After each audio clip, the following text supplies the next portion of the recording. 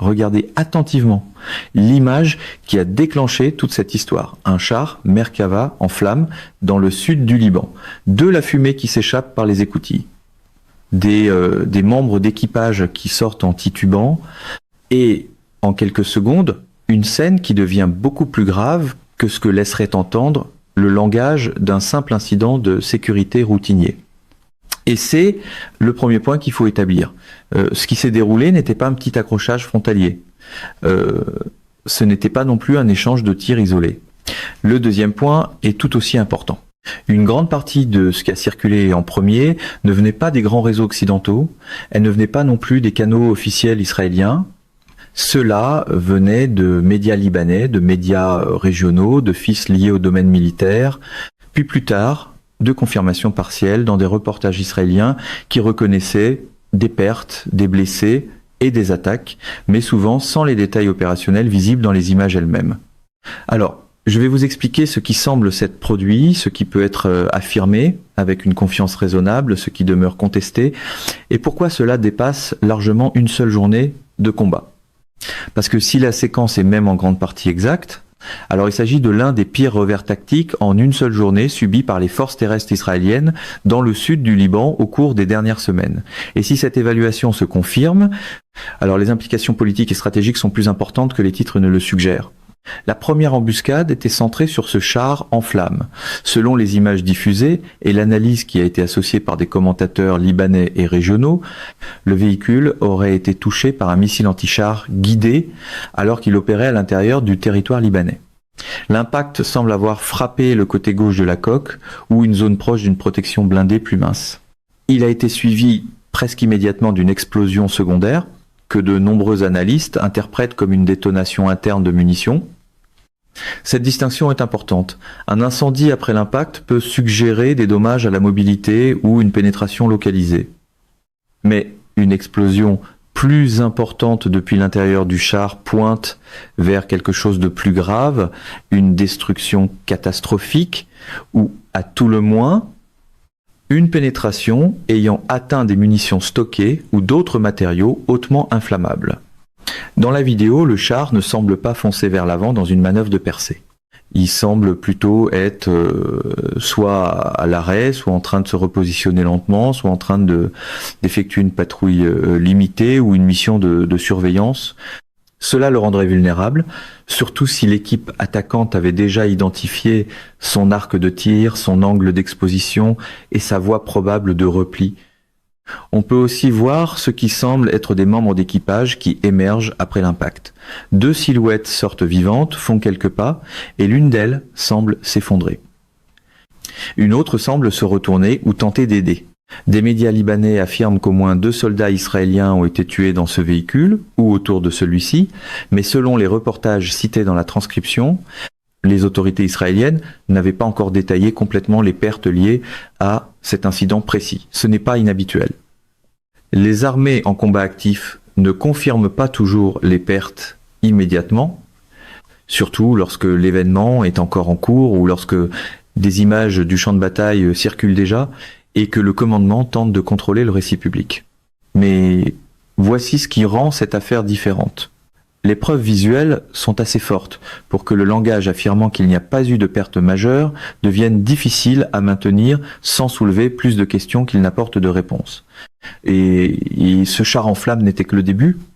Selon des médias libanais, des médias liés au Hezbollah, puis des fragments de reportages israéliens et irakiens, il y aurait eu plusieurs autres embuscades le même jour. Certaines impliquaient des drones explosifs. D'autres semblent avoir visé des équipes de secours et des unités d'évacuation qui entraient dans la même zone dangereuse après la première frappe. Ce schéma est significatif sur le plan militaire. Une première frappe immobilise ou blesse. Une deuxième frappe touche la force d'intervention.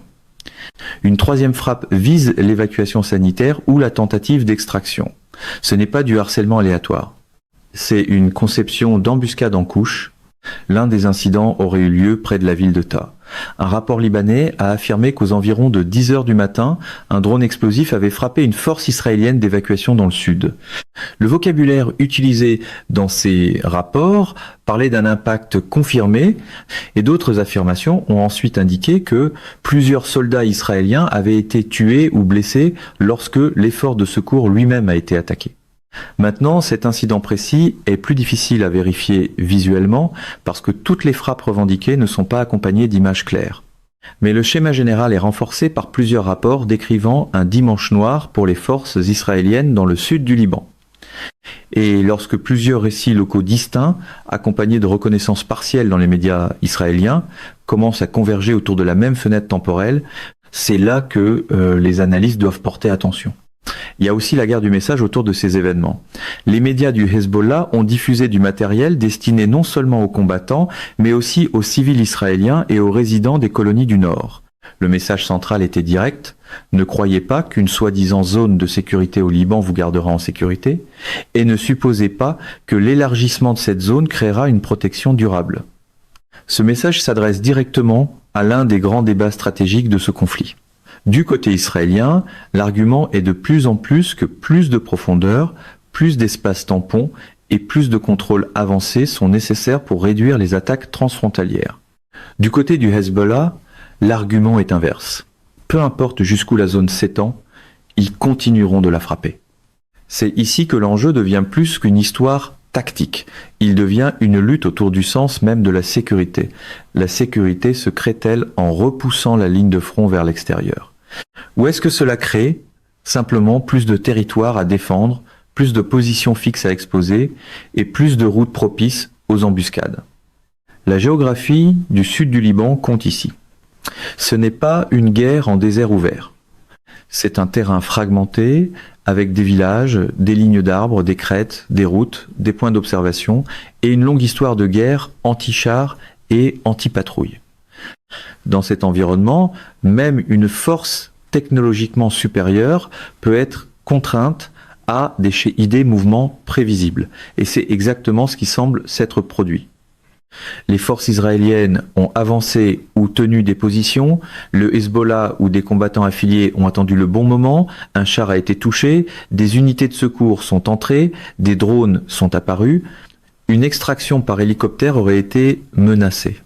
Ce qui ressort de cette séquence, ce n'est pas une poussée offensive nette, mais une force contrainte à réagir à répétition. Il y a aussi eu une campagne d'avertissement dirigée vers des civils dans plusieurs localités du sud du Liban, les forces israéliennes ayant apparemment ordonné l'évacuation immédiate d'un certain nombre de villes. Cela correspond à un schéma plus large observé lors de précédentes phases d'escalade, déplacement de population, pression militaire, bombardement et tentative de créer ou d'élargir une zone d'exclusion de facto près de la frontière. Mais ce processus porte son propre coup politique. Chaque ordre d'évacuation crée un argument de plus selon lequel les civils paient le prix de la stratégie militaire. Chaque frappe sur un village devient un point de propagande pour l'autre camp. Et chaque embuscade contre une colonne blindée devient un symbole que la doctrine du tampon ne livre peu, être pas ce qu'elle promet. Il faut aussi dire clairement une chose ici, les attaques contre des civils ne sont pas justifiées par des attaques antérieures contre des civils. Cela est vrai peu importe le camp qui invoque la nécessité stratégique. En même temps, le contexte ne peut pas simplement être effacé lorsque le conflit est discuté publiquement, surtout lorsqu'un camp présente ses actions comme de l'application sécuritaire et que l'autre présente le même territoire comme occupé, contesté ou transformé illégalement par la force. Cet argument autour de la terre, des colonies et des zones d'exclusion se trouve sous les événements militaires. Les récits libanais et ceux du Hezbollah décrivent certaines des zones ciblées comme des terres vidées par la force puis repeuplées sous contrôle israélien. Les récits israéliens, par contraste, insistent sur la nécessité de protéger les communautés frontalières contre les roquettes, les drones et les attaques par infiltration. Ces deux récits ne sont pas seulement des descriptions concurrentes. Ils produisent des logiques militaires différentes. Maintenant, prenons du recul et regardons la dimension du cessez-le-feu. Il y a eu des accords, des ententes et des références publiques répétées à la désescalade. Pourtant, sur le terrain, le Hezbollah et l'armée israélienne sont demeurés actifs dans le même espace opérationnel ou à proximité. Autrement dit, le papier dit une chose, mais le champ de bataille en dit une autre. Ce n'est pas de la spéculation. C'est la réalité structurelle d'une guerre de frontières contestées. Un camp dit que l'autre ne s'est jamais vraiment retiré, l'autre dit que la menace n'a jamais vraiment disparu. Le résultat est donc une zone où chaque trêve est fragile, chaque patrouille est politique, et chaque attaque devient un test pour savoir si les règles existantes signifient encore quelque chose. Selon les rapports cités dans la transcription, il y aurait eu au moins 37 incursions israéliennes en territoire libanais sur environ le dernier mois, selon des suivis turcs, iraniens et régionaux. Le Hezbollah a ensuite présenté ses propres opérations comme une réponse à ces violations plutôt que comme une escalade indépendante. Que l'on accepte ce cadrage ou non, le résultat pratique est le même. Un cycle d'action et de contraction qui se resserre au lieu de se relâcher. Maintenant, revenons à l'arme qui pourrait avoir détruit le char. Les analystes militaires cités dans la discussion originale ont évoqué deux possibilités.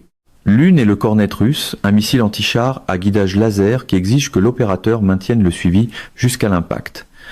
L'autre est un système iranien, comme l'Almas, qui, dans certaines variantes, est guidé par fibre optique ou soutenu par des flux visuels à distance, ce qui permet un profil d'opérateur plus dissimulé. Pourquoi est-ce important? Parce que si la frappe a été effectuée avec un système de classe Kornet, alors l'opérateur a dû garder la cible sous contrôle pendant plusieurs secondes sans être neutralisé. Cela implique de l'entraînement, de la discipline et une position de tir préparée pour survivre à la contre-détection israélienne. C'est pas le profil d'une équipe d'attaque improvisée ou inexpérimentée. S'il s'agissait d'un système de type Almas ou d'une autre munition guidée avancée, l'implication est différente, mais tout aussi sérieuse. Cela suggérerait l'accès à une capacité de frappe de précision qui réduit l'exposition de l'attaquant tout en permettant une pénétration précise contre un blindage. Dans les deux cas, la conclusion n'est pas que le missile lui-même est magique, c'est que le réseau derrière le missile a mûri, et cela mène directement à l'argument géopolitique plus large soulevé dans la transcription. La possibilité que l'appui militaire russe, ou lié à la Russie, commence à compter de façon plus visible dans le théâtre libanais. C'est ici que la prudence est essentielle. Les preuves disponibles sont circonstancielles, pas définitives, mais la logique proposée mérite d'être examinée. L'argument se déroule ainsi.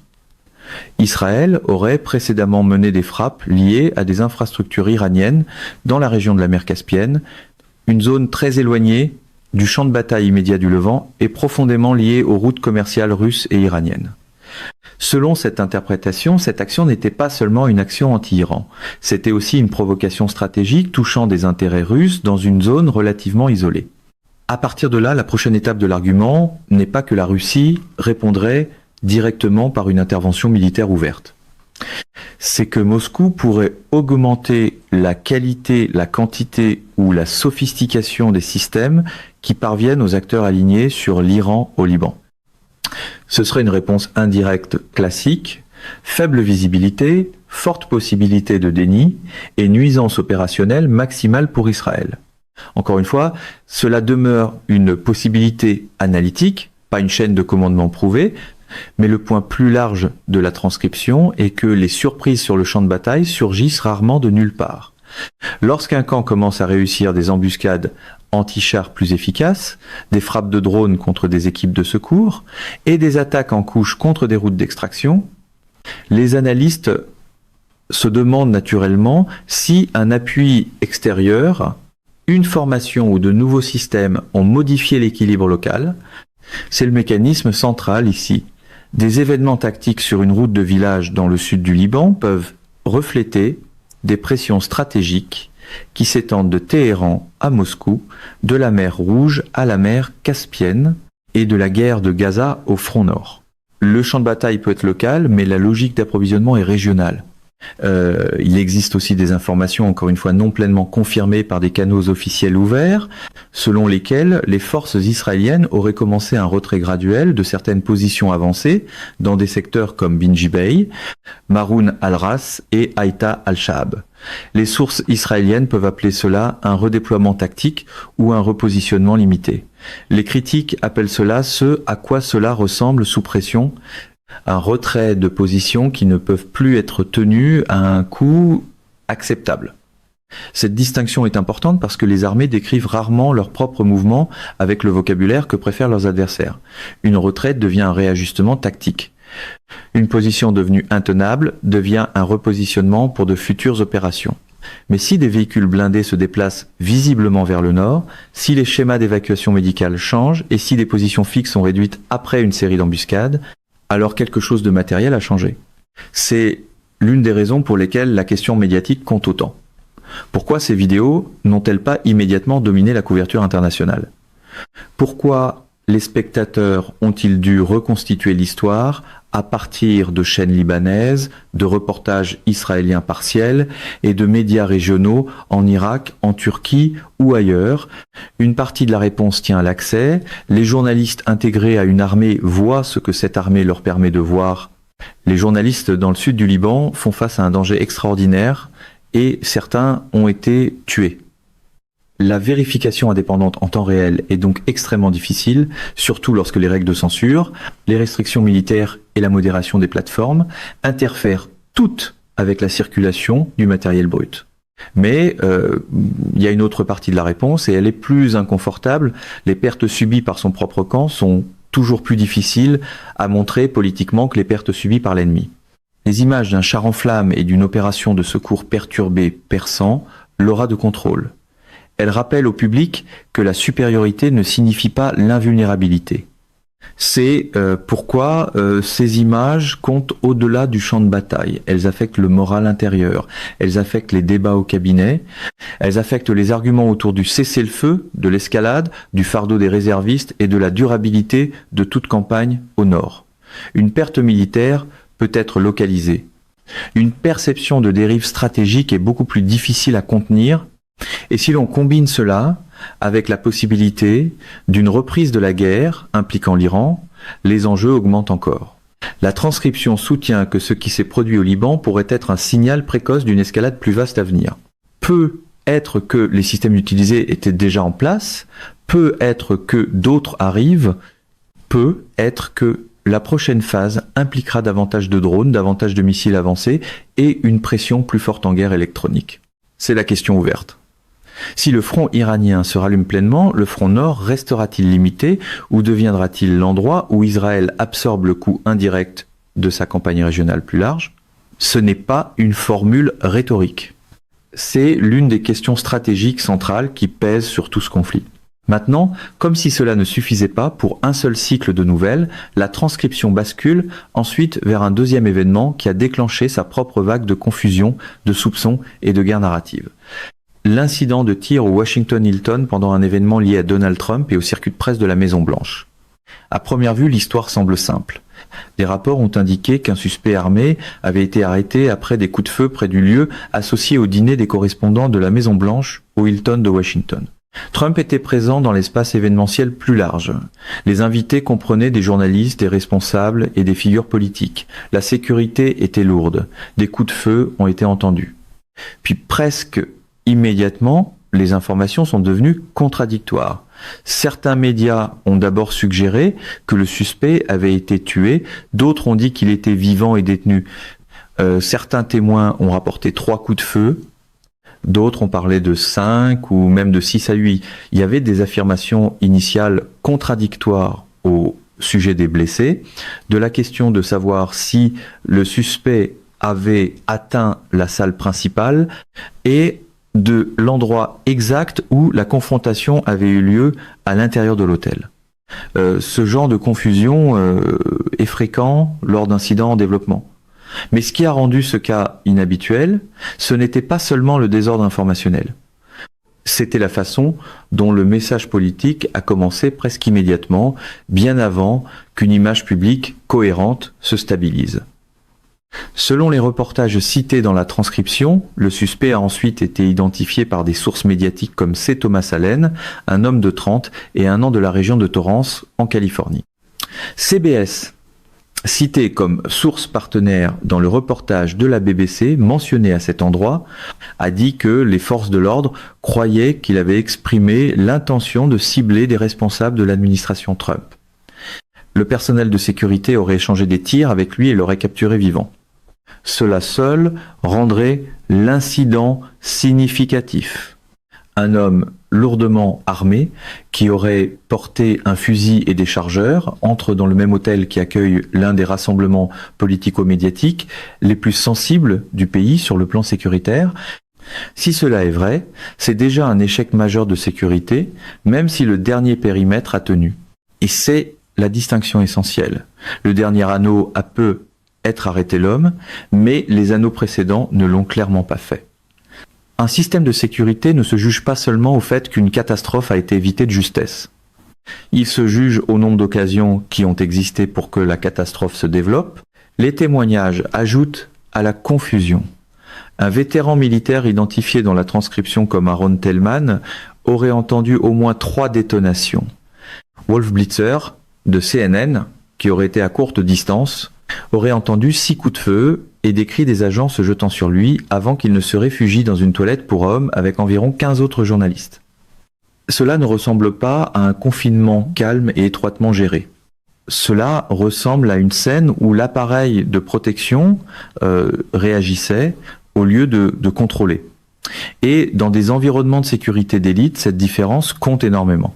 Puis sont venues les images de l'évacuation. La vidéo décrite dans la transcription semble montrer le vice-président J.D. Vance déplacé en premier, rapidement et avec force, tandis que Trump a été évacué ensuite. Il est allégué qu'il y aurait eu un délai d'environ 10 à 12 secondes avant que le personnel atteigne Trump.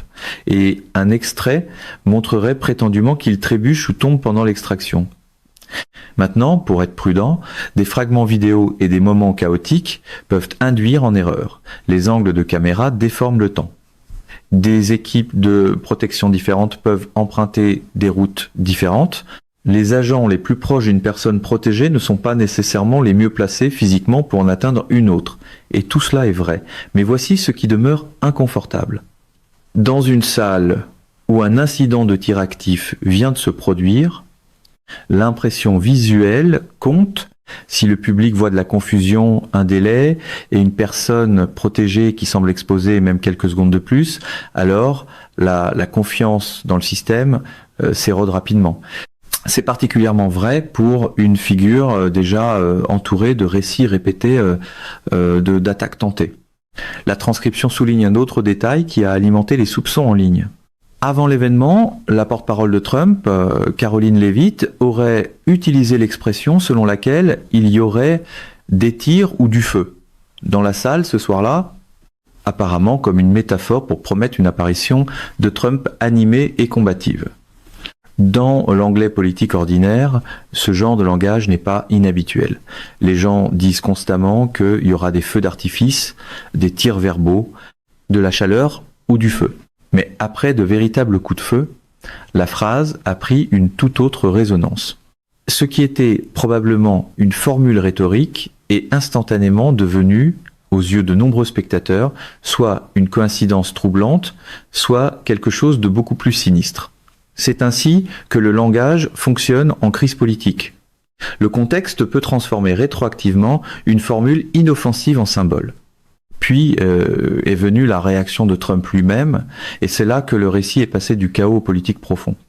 Selon la transcription, environ 30 minutes après les tirs, Trump est apparu publiquement et n'a pas centré ses remarques sur les blessés, l'enquête ou un protocole global de sécurité.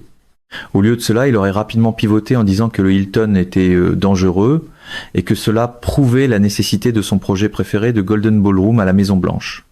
Si c'est un résumé exact de ses propos, alors l'instinct politique était indéniable. Un incident de sécurité en direct a été recadré presque immédiatement comme preuve à l'appui d'un programme préexistant de construction et d'image. Autrement dit, l'événement a cessé d'être seulement au sujet de l'assaillant. Il est devenu une scène pour un argument de marque présidentielle. Et puis il y a eu la référence à l'Iran. La transcription dit que Trump est passé de la discussion de l'incident à la déclaration, selon laquelle cela ne dissuaderait pas de gagner la guerre en Iran, malgré l'absence de preuves publiques immédiates, liant le suspect à l'Iran. Pourquoi ? Parce que l'insertion d'un adversaire étranger dans l'histoire, avant que les enquêteurs n'aient établi le mobile, n'est pas un acte neutre. C'est un geste de cadrage.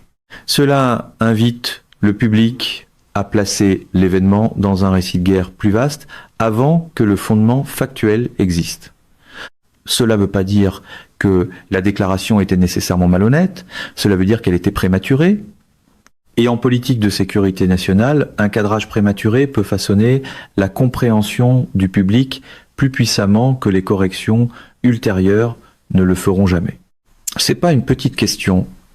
Lorsqu'un président ou un ancien président relie un acte de violence récent à un ennemi géopolitique sans preuve claire, ce lien entre presque immédiatement dans le système médiatique.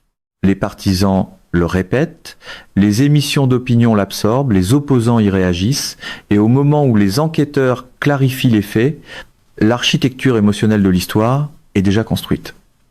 La transcription note aussi l'étrange assurance avec laquelle Trump aurait parlé du suspect si tôt, le décrivant apparemment comme un loup solitaire et minimisant les implications d'une menace plus large avant qu'une enquête complète ait eu le temps de mûrir. Si cette séquence est exacte, elle soulève alors une question très simple. Comment en savait-il assez pour parler avec une telle certitude aussi rapidement ? Il n'y a que quelques possibilités. Soit il a été briefé avec une rapidité et une précision inhabituelles, soit il improvisait bien au-delà de ce que les preuves justifiaient, soit il s'intéressait moins au fait qu'à l'utilité politique du moment. Aucune de ces possibilités n'est rassurante. Il y a aussi une ombre historique ici. Le Washington Hilton n'est pas n'importe quel hôtel. On s'en souvient comme du lieu de la fusillade contre Ronald Reagan en 1981. Ce seul fait devrait rendre sa culture de sécurité exceptionnellement disciplinée lors d'événements de haut niveau.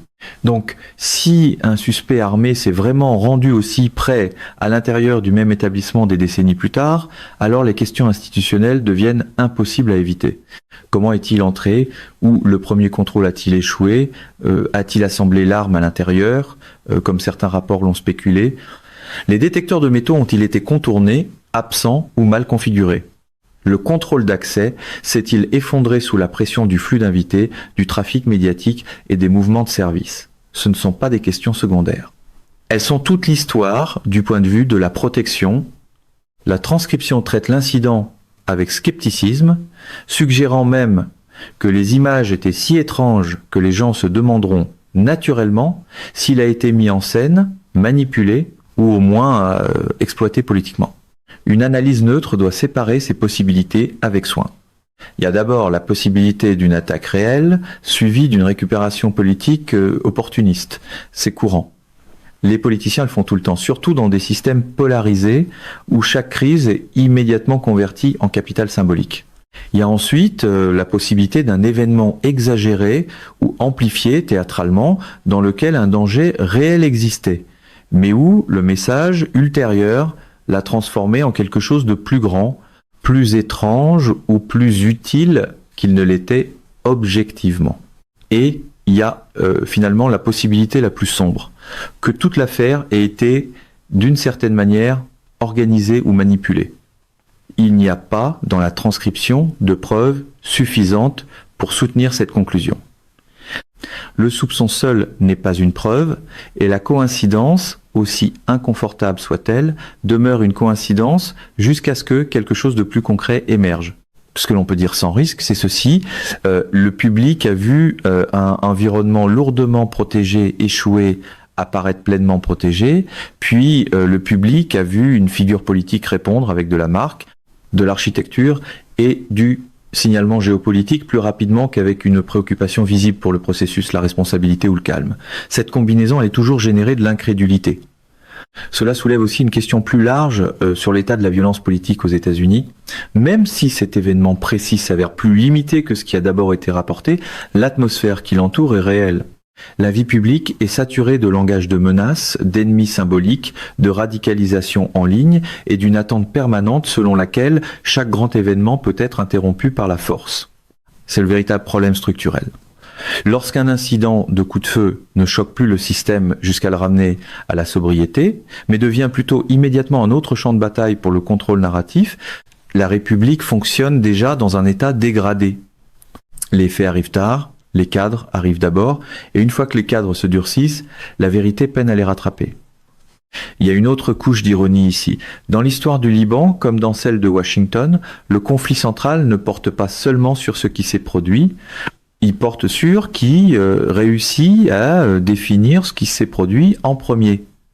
Au Liban, les images du champ de bataille défient la minimisation officielle. À Washington, des témoignages fragmentés entrent en collision avec un recyclage politique instantané. C'est le mécanisme commun aux deux segments. La vitesse narrative est devenue un atout stratégique. Celui qui cadre l'événement en premier peut souvent façonner la manière dont le public interprétera toutes les preuves ultérieures.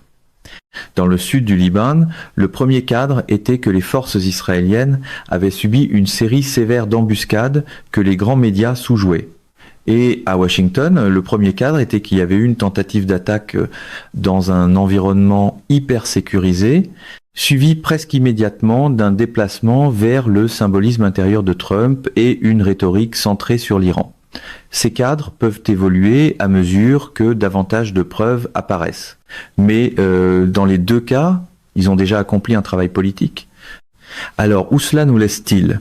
Au Liban, les questions immédiates sont de savoir si les forces israéliennes continueront de se retirer de positions avancées exposées, si le Hezbollah intensifiera le schéma d'embuscade anti-chars et anti-secours, et si l'appui d'État extérieur devient plus visible dans la qualité des armes qui apparaissent maintenant sur le front. À Washington, les questions sont différentes, mais tout aussi urgentes. Comment le suspect s'est-il approché autant? Que s'est-il passé exactement dans la chaîne de sécurité? Pourquoi les déclarations publiques ont-elles été si rapides, si assurées et si politiquement utiles? Et pourquoi le message semblait-il plus près que l'explication? Ce ne sont pas des questions mineures. Elles touchent à la crédibilité des gouvernements, des armées et des systèmes médiatiques en même temps. Parce qu'une fois que le public commence à supposer que chaque rapport de champ de bataille est filtré et que chaque crise intérieure est mise en scène à l'avantage d'un acteur politique, la confiance ne fait pas que s'affaiblir. Elle s'effondre. Et c'est peut être la leçon la plus importante de ces deux histoires. Un char en flammes dans le sud du Liban et des coups de feu dans un hôtel de Washington semblent être des événements sans lien. Mais chacun révèle la même réalité plus profonde. Des institutions sous pression tentent de gérer la perception aussi agressivement qu'elles gèrent l'événement lui-même. Le résultat est un monde où la première victime n'est plus seulement la vérité au sens abstrait. C'est la séquence, la proportion et la clarté. Qu'est-ce qui s'est produit en premier? À quel point était-ce grave? Qui savait quoi? Et quand? Ces questions fondamentales doivent maintenant se frayer un chemin à travers la propagande, la censure, la panique et la performance avant même de pouvoir être posées correctement. Gardez cette idée en tête parce qu'elle compte. Si les embuscades au Liban sont le début d'une escalade plus large sur le front nord, alors la région se dirige vers une phase plus dangereuse. Et si l'incident de Washington devient un autre exemple de guerre narrative réflexe avant que les faits soient établis, alors les États-Unis montrent encore une fois à quel point leur propre environnement d'information publique est devenu fragile. Les questions sans réponse demeurent donc. Israël peut-il tenir des positions exposées dans le sud du Liban si les embuscades anti-chars et de drones continuent à ce rythme? L'appui extérieur au Hezbollah deviendra-t-il plus sophistiqué et plus ouvert?